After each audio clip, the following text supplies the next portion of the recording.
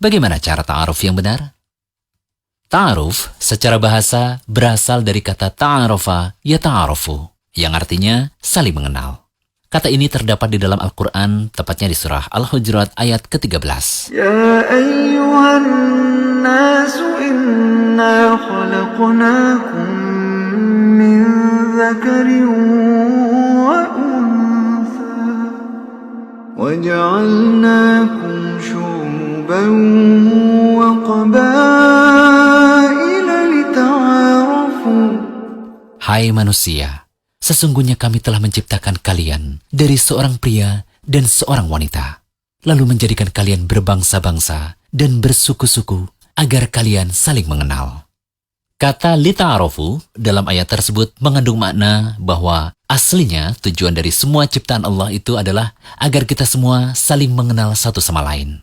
Sehingga secara umum, ta'aruf bisa berarti saling mengenal. Ta'aruf adalah tahapan yang harus dilalui seseorang ketika hendak menikah.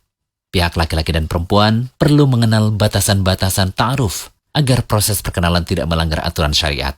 Juga keduanya bisa mengetahui kekurangan dan kelebihan masing-masing individu yang nanti akan menjadi pasangan hidupnya. Sebenarnya, tidak ada cara khusus dalam masalah ta'aruf. Intinya, bagaimana seseorang bisa menggali data calon pasangannya tanpa melanggar aturan syariat maupun adat masyarakat. Hanya saja ada beberapa catatan yang perlu diperhatikan terkait ta'aruf. Apa saja? Yang pertama, sebelum terjadi akad nikah, kedua calon pasangan, baik laki-laki maupun wanita, statusnya adalah orang lain. Sama sekali tidak ada hubungan kemahroman. Sehingga berlaku aturan laki-laki dan wanita yang bukan mahram. Keduanya tidak diperkenankan untuk berduaan, saling bercengkrama, tebar pesona, apalagi sambil gombal-gombalan, baik secara langsung atau melalui media lainnya. Kedua, luruskan niat bahwa ta'aruf betul-betul karena ada iktikat baik, yaitu ingin menikah.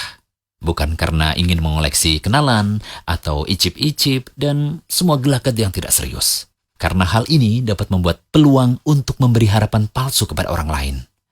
Nah, tindakan seperti ini termasuk sikap mempermainkan orang lain dan bisa termasuk kedoliman.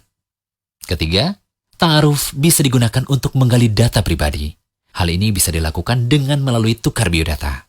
Masing-masing bisa saling menceritakan biografinya secara tertulis, sehingga tidak harus melakukan pertemuan untuk saling cerita. Ingat ya, tulisan mewakili lisan. Meskipun tidak semuanya harus dibuka, tapi tentunya ada bagian yang perlu terus terang, terutama terkait data yang diperlukan untuk kelangsungan hidup berkeluarga. Dan ada juga yang tidak harus diketahui orang lain, seperti dosa masa lalu misalnya. Nah, jika ada keterangan dan data tambahan yang dibutuhkan, sebaiknya tidak berkomunikasi langsung ya, tapi bisa melalui pihak ketiga, seperti kakak lelakinya atau orang tuanya. Keempat, setelah ta'aruf diterima, bisa jadi mereka belum bertemu karena hanya bertukar biografi. Maka jika keduanya sudah benar-benar mantap dan menyetujui untuk lanjut ke jenjang yang lebih serius, bisa dilanjutkan dengan nadhar. Nadhar bisa dilakukan dengan cara datang ke rumah calon pengantin wanita sekaligus menghadap langsung orang tuanya. Lalu, bagian mana saja sih yang boleh dilihat ketika nadhar? Para ulama berbeda pendapat tentang batasan anggota badan wanita yang boleh dilihat ketika ia dipinang. Menurut jumhur atau mayoritas ulama, ialah dibolehkan melihat sebatas wajah dan telapak tangannya dan tidak boleh lebih dari itu. Oh iya, ada catatan penting nih saat kedua calon sudah sampai pada tahap ini. Tidak cukup ya dengan hanya melihat foto dan video wanita atau lelaki yang akan dipinang saja ya.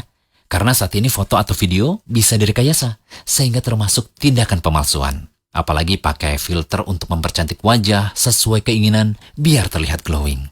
Nah, semoga catatan tentang ta'aruf yang kami bahas tadi bisa bermanfaat ya, terutama untuk kamu. Iya, kamu yang masih jomblo dan ingin segera menikah.